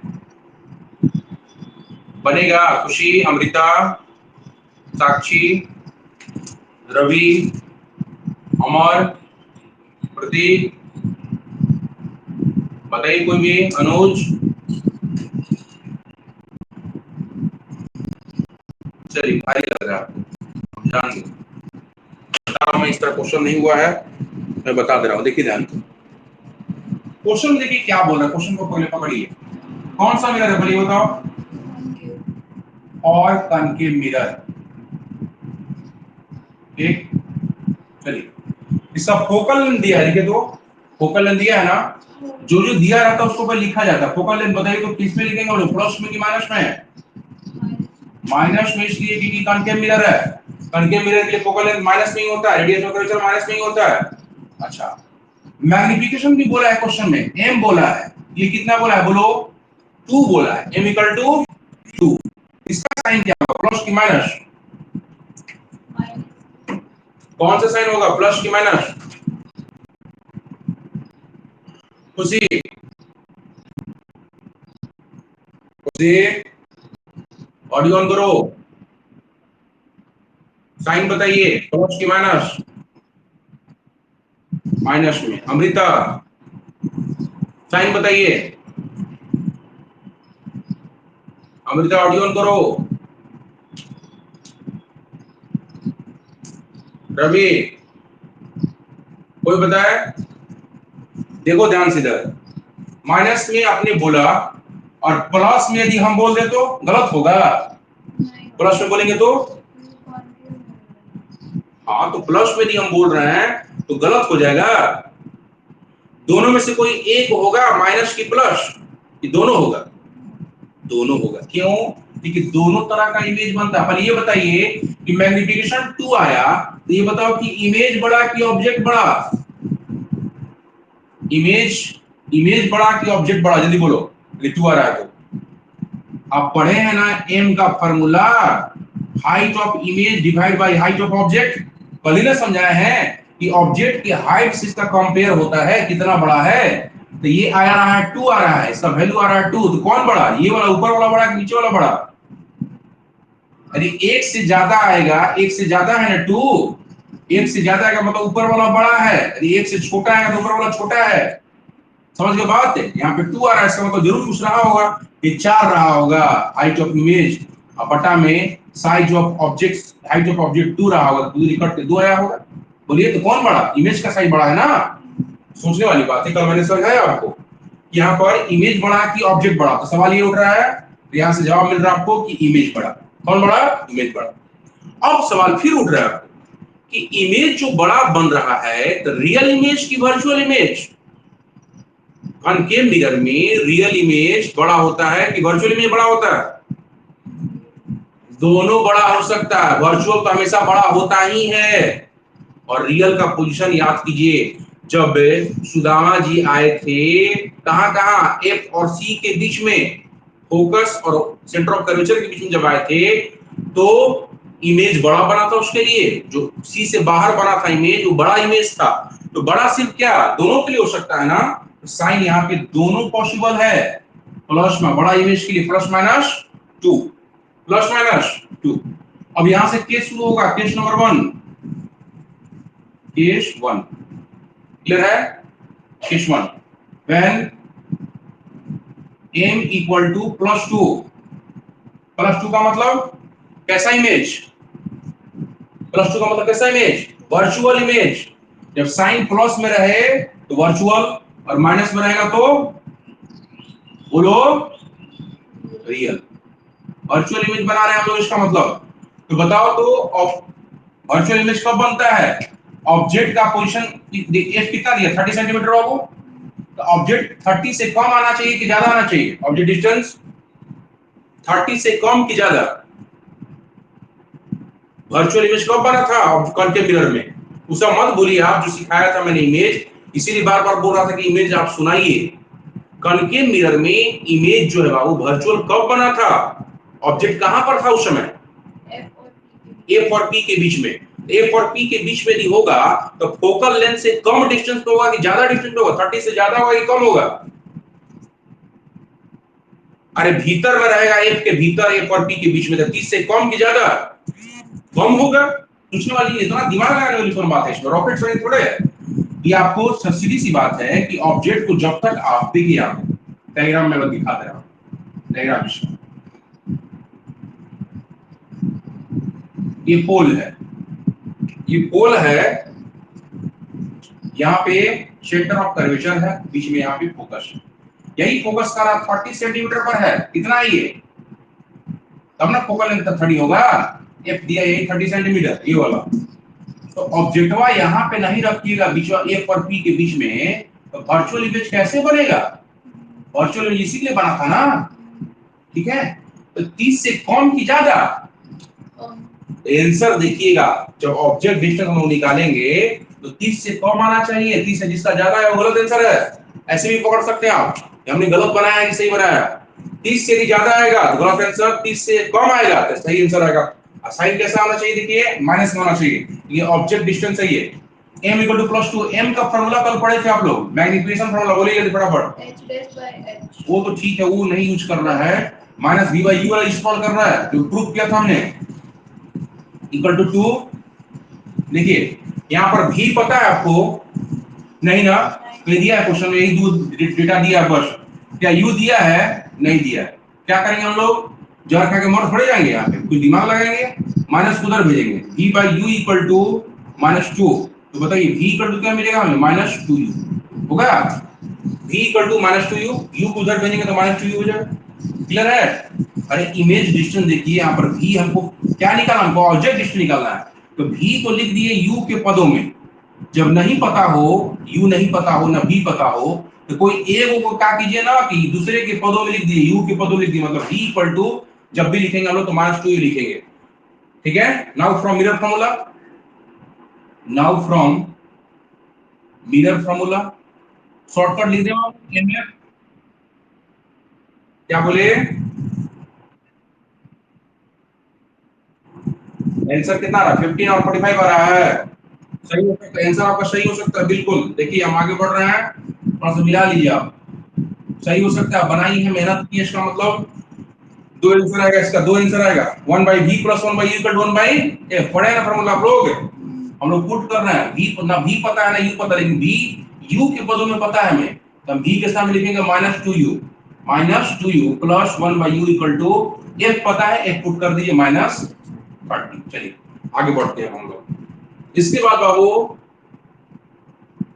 देखिए, आपको यहाँ पे माइनस को ऊपर भेज सकते हैं आप, -1/2u लिख सकते हैं ना, या डायरेक्ट हम एलसीएम लेते हैं, ये 2u है, यहाँ पर u है, जब ऐसे रहता है 20 और यहाँ पर आता है 10, इसका डबल है, तो सीधे एलसीएम हो जाता है 20, ठीक है, एलसीएम में निकालते होंगे तो 6 रहता है, 3 रहता है, इसका एलसीएम रहता है 6, ये डबल है, तो यहाँ पर u है, यहाँ 2 एलसीएम हो जाएगा 2u, ठीक है। इसके देखिए यहाँ पर क्या होगा मल्टीप्लाई, पर इससे क्या करते हैं, इससे भाग, इसको डिवाइड करते हैं, 2u को 2 से डिवाइड किया तो 1 मिलेगा, 1 से 1 मल्टीप्लाई कीजिएगा तो 1 ही रह जाएगा, लेकिन माइनस में होगा, ये साइन जाएगा माइनस वाला ऊपर। अब भाई यहाँ पर u से इसमें डिवाइड कीजिए, 2 आएगा तो प्लस 2। अब इधर देखिए इक्वल टू -1/30, इसको देखिए घटाइए, इसको 2 में से 1 जाएगा 1, 1/2 इक्वल टू -1/30, पलटिए इसको, 2u इक्वल टू -30, तो u इक्वल टू कितना -30/2, कट के कितना होगा 15, u कितना आया -15 सेंटीमीटर। आंसर, एक आंसर अभी आया, दूसरा का आंसर भी बाकी है। देखो तो ये 30 से कम है कि ज्यादा है, 15 कम है, साइन क्या आ रहा है माइनस में, मतलब ऑब्जेक्ट डिस्टेंस तो हमेशा माइनस में ही होता है, ये सही आंसर है। यदि प्लस में आ जाता है ऑब्जेक्ट डिस्टेंस तो गलत आंसर है, वो प्लस में नहीं आना चाहिए, माइनस में आना चाहिए, तो ऑब्जेक्ट डिस्टेंस हमेशा माइनस में आता है। क्लियर है, मतलब ऑब्जेक्ट इसका और इसके बीच में, ये ठीक बीचों बीच है ऐसे, तब ना 15 पे होगा, इधर 15 इधर 15, 30 से पूरा तो पता चल गया कि मतलब इसका वर्चुअल इमेज बनेगा।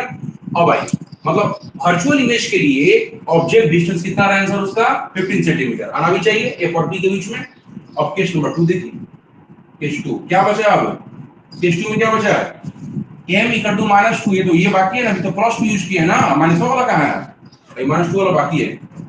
व्हेन m इक्वल टू +2, कैसा, सॉरी -2, कैसा इमेज, माइनस लिख दिए तो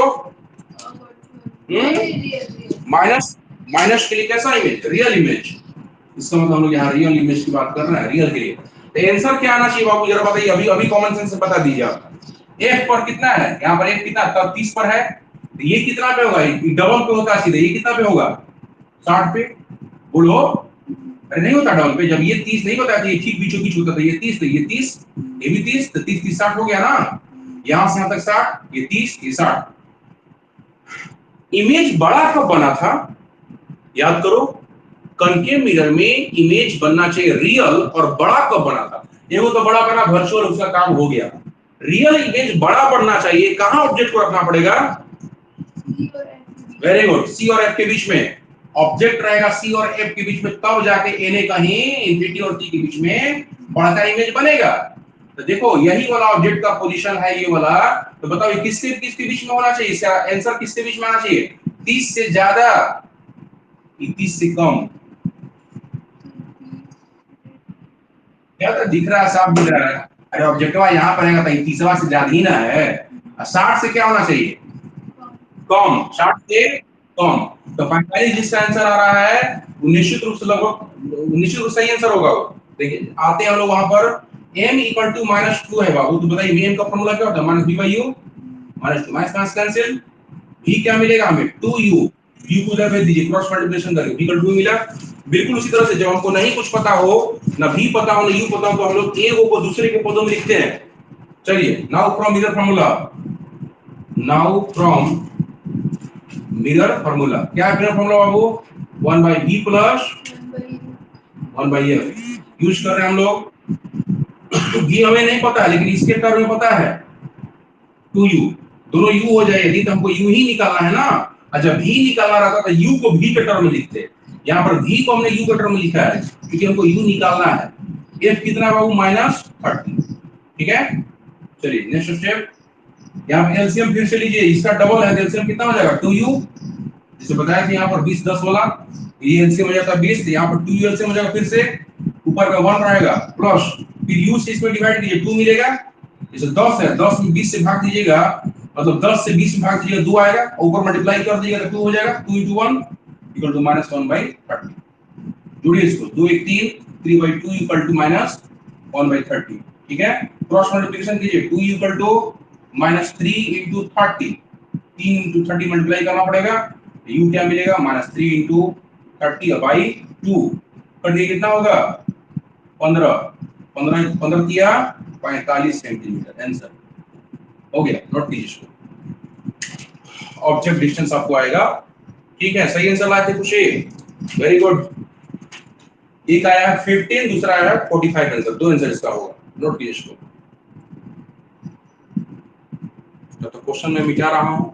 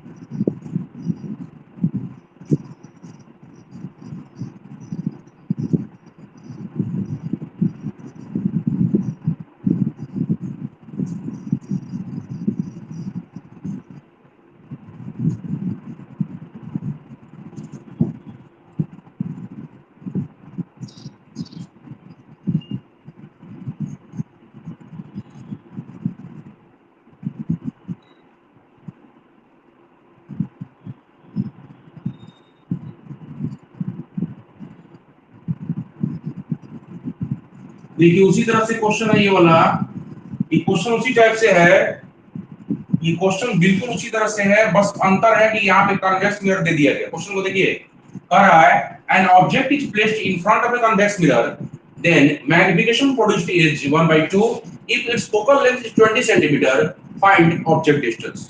ठीक है, तो क्या कर रहा है बाबू, एक ऑब्जेक्ट को हम लोग कन्वेक्स मिरर के सामने रखते हैं, तब मैग्निफिकेशन जो प्रोड्यूस हो रहा है वो है 1/2, हाफ है, होना भी चाहिए हाफ। क्यों? क्योंकि इमेज जब भी बनता है कन्वेक्स मिरर में तो छोटा ही बनता है। 1/2 किसको इंडिकेट कर रहा है? छोटे इमेज को। तो पूछेगा कि मैग्निफिकेशन यदि 1/2 है तो बताओ इमेज बड़ा कि ऑब्जेक्ट बड़ा? कौन बड़ा? ऑब्जेक्ट बड़ा, इमेज छोटा, तभी मैग्निफिकेशन 1 से छोटा आ रहा है। 1/2 1 से छोटा होता है तभी आपको 1/2 आ रहा है। If it's focal length is 20 centimetre, focal length दे दिया कन्वेक्स मिरर का 20 सेंटीमीटर, तो ऑब्जेक्ट डिस्टेंस फाइंड करना बिल्कुल उसी तरह से जैसे ये क्वेश्चन आपको बना है, लेकिन अंतर क्या है, यहाँ पे कॉन्केव नहीं कन्वेक्स यूज करना है, कन्वेक्स लिखना है। ठीक है, और इससे ज्यादा काम हुआ है ना, इससे कम काम करना है इसमें। बनाइए तो फटाफट, बनना चाहिए आपसे, छोटा क्वेश्चन है उससे तुरंत बन जाएगा ये। फटाफट बताइए तो, साक्षी, खुशी, अमृता सब बताइए फटाफट आंसर। रवि, अनुज, अमर, इसको जल्दी से बना के हमको बताइए आंसर इसका क्या रहा।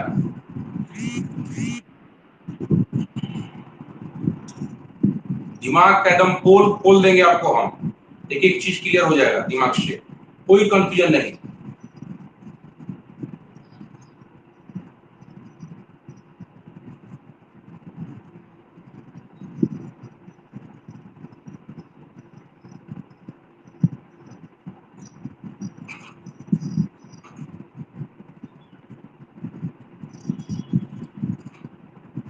कहीं पर भी इसमें डाउट लग रहा है तो आप पूछ लीजिएगा, जो पहले बनाए थे हम, इसमें दिक्कत होगा तो। और वो बनाइए आप, आपसे बनना चाहिए क्वेश्चन, बना के दिखाइए हमें बहादुर की तरह का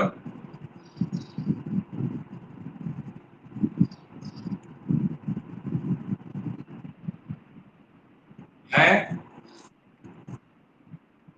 एक 30 और दूसरा, दूसरा काहे बना रही हो, काहे बना रही हो दूसरा, ये बताओ। दिमाग नहीं यूज की हो तुम भी, कुछ ज्यादा ही दिमाग लगा रही हो क्या? तो दूसरा क्यों बना रही हो ये बताओ। देखो प्लस साइन और माइनस साइन दोनों लेके चल रही हो उसे, ऑडियो में दो। क्या तुमने साइन प्लस माइनस दोनों लिया है? क्यों, क्यों लिया प्लस माइनस? क्या कन्वेक्स में दोनों तरह का इमेज बनता है, रियल वर्चुअल दोनों? तो दोनों तरह किसी का नकल क्यों कर रहे हैं, वो छाप कह रहे हैं इसी तरह से। इसमें था ना प्लस माइनस, दिमाग आप लोग का घुमा दे रहे हैं हम, तभी ना सीख पाइएगा। हर एक तरह का क्वेश्चन देंगे तभी आपका दिमाग काम करेगा। अरे कॉन्वेक्स मिरर में दोनों साइन की क्या जरूरत है, एक तरह का इमेज में बनता है वर्चुअल, तो प्लस माइनस क्या है? बात समझ में आया? टावर पकड़ लिया ना, नेटवर्क से बाहर थे आप।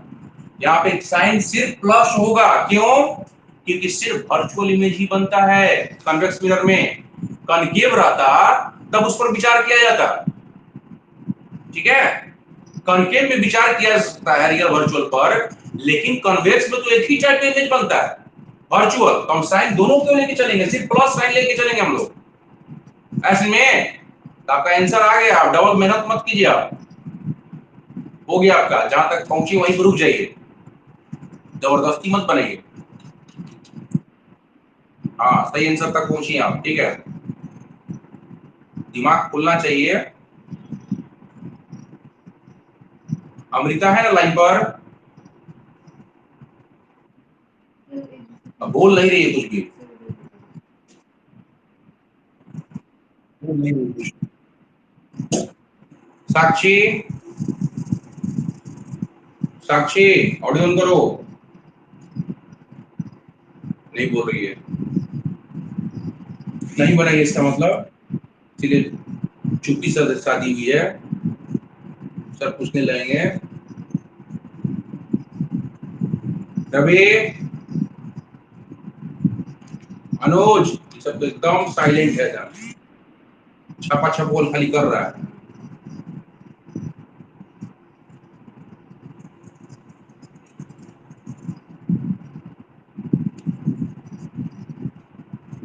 चलिए मैं बना रहा हूँ, देखिए इधर मिटा रहा हूँ उसको पहले।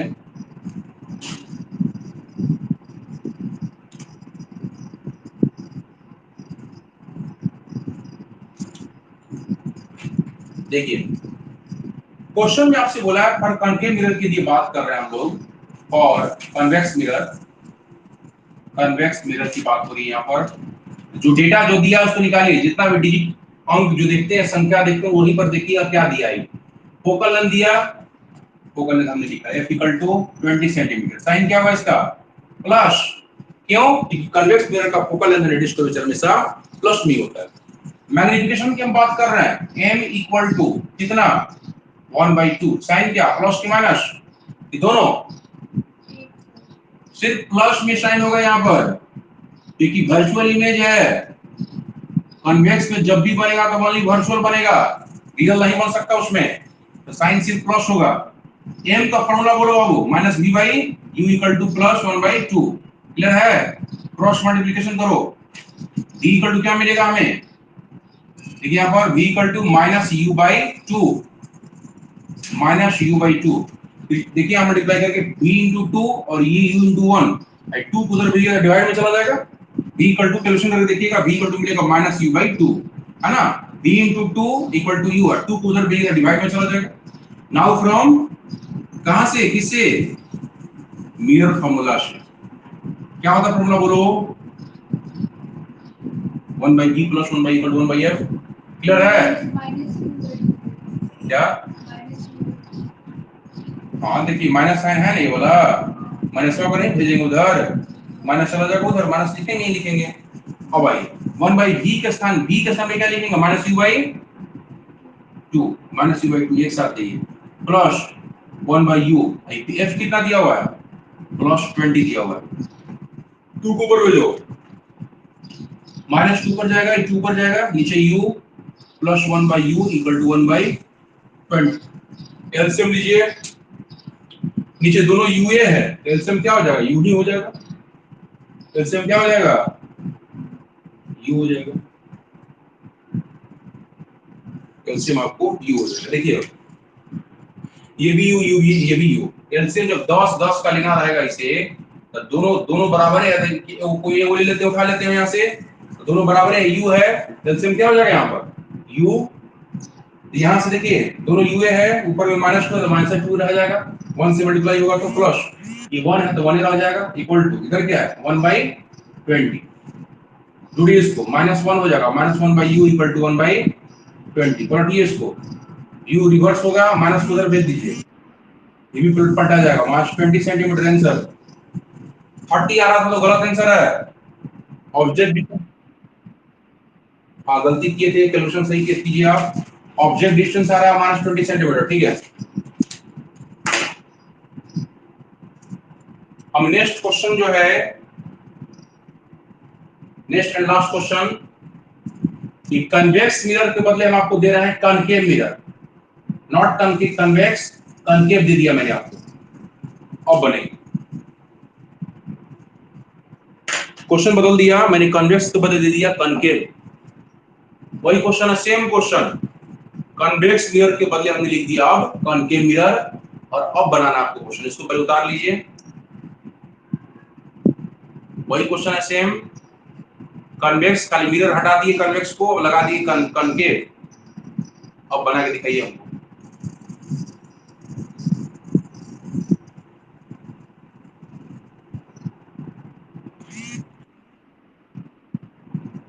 देखते हैं कौन बहादुर है, जल्दी से बना के दिखाते हैं। Same question, only change here, in place of convex mirror we have taken only concave mirror। Convex mirror नहीं लेना है आपको, कनकेव मिरर लेना है। और अब बनाइए आप, कितना आंसर आ रहा है बताइए हमें फटाफट, जल्दी से बनाकर।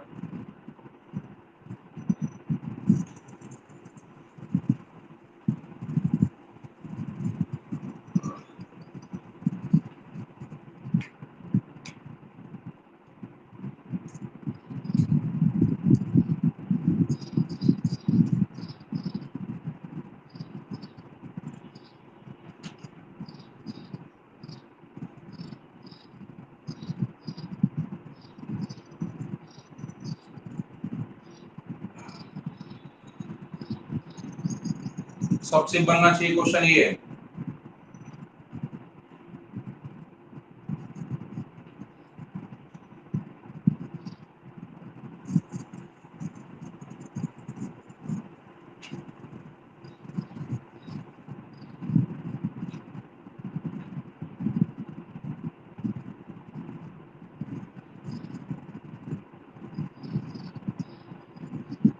बस उसी तरह आगे बढ़िए और बताइए कि कितना आंसर आ रहा है।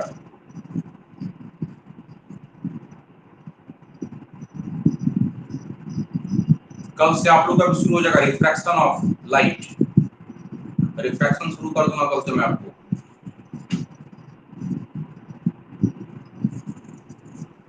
एक क्लास पीछे आप लोग।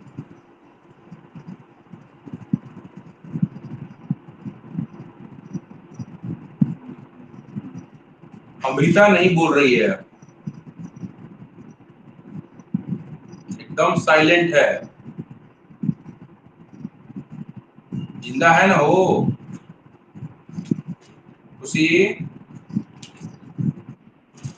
जिंदा है ना? बहुत देर के बाद बोली।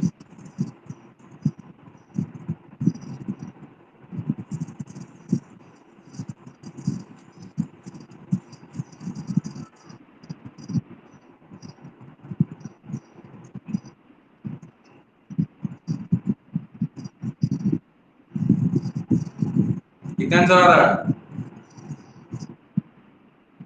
60-28। फिर तुम ज्यादा दिमाग लगा दी। 60-20। अच्छा, ज्यादा दिमाग लगा दिया आप लोग। जितना लगाना चाहिए था उतना ही बस लगा कर रुक जाते चुपचाप। कुछ ज्यादा ही दिमाग लगा दिया आप लोग, इसीलिए 60-20 दोनों आ रहा है। सिर्फ एक ही आंसर आएगा इसका, दो आंसर नहीं होगा। है? हम भी तो कह ही रहे हैं कॉन्केव मिरर, हम भी दिए हैं क्वेश्चन, हमको नहीं पता है? हम खुद क्वेश्चन दिए हैं, लिखे हैं, हमको खुद पता नहीं है कौन सा मिरर है। कॉन्केव मिरर ही है। चलिए हम मिटा रहे हैं इसको। देखिए अब, देखिए आप लोग कुछ ज्यादा ही दिमाग लगा दे रहे हैं। सीधे आगे बढ़ते बढ़ते बढ़ते बढ़ते बिना देखे जो है रेलवे क्रॉसिंग कर जा रहे हैं आप। देखिए मैं भी वही कर रहा हूँ बाबू, कन्वेक्स मिरर ही है, लेकिन सावधानी से थोड़ा बनाइए। और कन्वेक्स मिरर सही बात है, कॉनकेव मिरर, कॉनकेव मिरर की बात करिए। और भाई क्या दिया है? फोकल लेंथ लिख लेते हैं। Focal length F equal to 20 centimetre. Sign इसका माइनस में होगा, कन्वेक्स में प्लस में लिए थे ना, यहाँ क्या हो जाएगा साइन। सेम क्वेश्चन है, मैंने सिर्फ चेंज किया है, कन्वेक्स को कनकेव कर दिया। और रही बात, यहीं पर आप लोग जो है फंसे हैं।